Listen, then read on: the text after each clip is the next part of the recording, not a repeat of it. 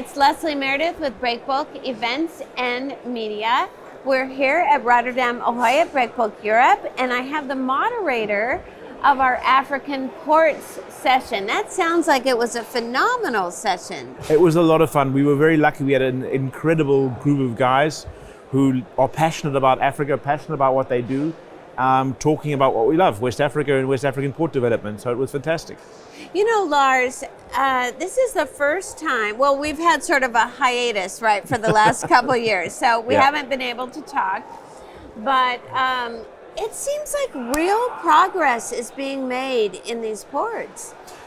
You know, Africa is developing, and I mentioned it during the discussion, is that, you know, Paul and myself have now been in Africa for 30 years. And if you look at where it was then compared to now, when I first started going to Ghana, the hotel I normally stay at was literally surrounded by bush.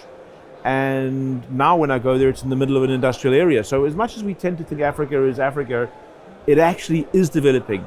I think what we're seeing now is with the transition to more sustainability, to more digitalization, these places are actually being able to jump over a generation, and they're being able to go from land phones that aren't being installed, let's go straight to cell phones and the digitalization and all of that. So that's allowing them to almost catch up in some ways. And a lot of countries, and Kribi, Michael from Kribi was a great example, where they've actually grabbed it with both hands and they said, okay, we're going to go straight for the right stuff straight away. We're not going to go through all the negative. Exactly. The rail he talked about was impressive. Yep. And some of the other things. So that it just seems like we've come so far just in the period between our last get together. Look, the region carries on developing in leaps and bounds. I think for me right now is a great leap forward. Obviously, the slowing economies, the crises around the world are risks to that, but I think they're doing the right things, and I think it's just a case of hopefully pushing through it and keeping forward. I mean, the great word that Michael mentioned over and over again was beneficiation, and Christoph and Paul both picked up on that as well. And the more we can beneficiate and develop the products inside of Africa rather than exporting raw materials, right, the more we can actually send to development of the continent as a whole.